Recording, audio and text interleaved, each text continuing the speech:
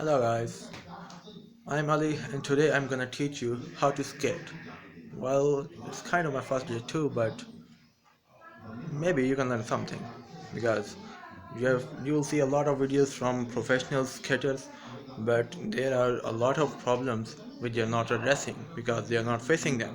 I am a beginner. I am facing a lot of problems today because it was my almost like first day. Not completely first day. I have tried a couple of times before, but today was the first time I have seen some actual progress, and I will share my experience with you. And don't mind about the video quality, just listen to content. Okay, so the first step, which you maybe you've seen a lot of other times, but let me just revise it if you have not. So these are my skates, and the first step you need to do is you need to learn how to make them stop because you see they are moving a lot. So this is the first step. You need to balance them. You need to know how to balance them. So the easiest step is make it this shape. You can call it V or you can call it T. Your right foot in the center of your left foot. See, if it's going backward, it will just stop with this one, and the left foot will probably not move at all. Okay, so these are the first steps. You need to know how to balance yourself. Once you are done with that, then you need to know uh, it's a pretty little advanced step for balancing, but it is important. If you learn how to balance, it will be very easy to do the rest of the steps. So you need to do squats while you wearing the skates. So like I'm wearing the skates, I'm doing squats. One, two, one, two. Okay, so you need to practice on it like 15 to 20 minutes or whenever you feel comfortable that you can do it without any hassle and you are not falling it again and again, because trust me, you will fall a lot in the start. Alright, so now to next step, which is actually walking. So last time I showed you how to balance. This is how you balance, or you can balance like this to break yourself. This is also actually break. So start with the break point and move this pointy foot outwards, and then I'm falling myself because I told you I'm a beginner myself. So again, point your this foot outwards, and then when it's you feel like that's enough, more than 6 inches first time. So again, point it 6 inches outward, then take your next left foot in the same position like this one and take this outward and repeat this step. I'm doing this in my home, so that's it for my skating ring. Again, 1 2 1 2 1 2 1. Okay, that's it. One more time. 1 2 1 2 1 2 1 2 1 2. Huh. 1 2 1 2, and then you stop.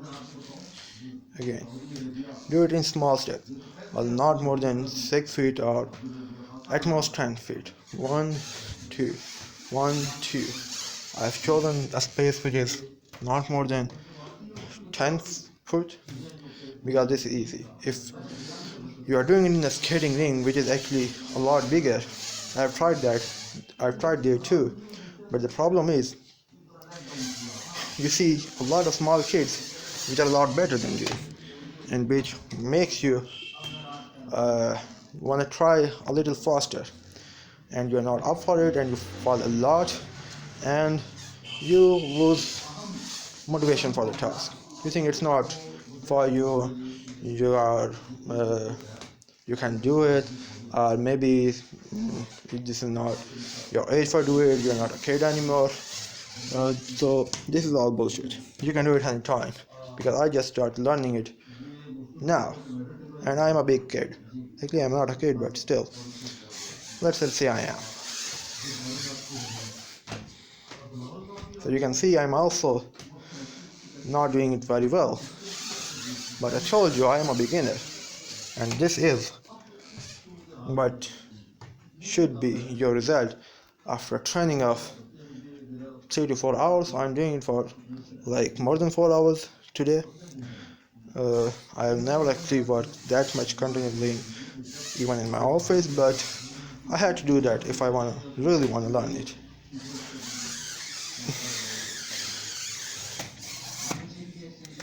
Okay. Okay, so that's it for today. You need to practice this basic step a lot until you are really sure that you are not falling and you are able to stand still, and if you do that, you are confident that you can do it anytime. And there are some tips which uh, I want to give you, which I experienced myself, and these are that try to do it in your home. This is a really good place to start, because there are a lot of obstacles in your home. Like you can see, this is the place where I have been doing it for this whole evening. I mean, I just did my lunch, and after that I'm doing it, and it's now dinner time. So it's more than 4 hours kind of, but you need that much conviction to do it. Okay, so the advantages of being doing it in home, which I felt, are that you can't speed up in that cramped space, and that's the real point of it. When you start, you want to start it really slow, and these your room or someplace where you can think it's not really big, not more than 10 feet or so. This will ensure that you don't run on your first try, because if you do, you are never gonna learn it. Because when you start walking, you need to really walk, not run. First learn how to walk, then learn to run. So maybe that's it for today. And if I actually did the next training myself, I'll post another video. And it will also depend on how you like it. If you don't, there's no point in making those. Bye.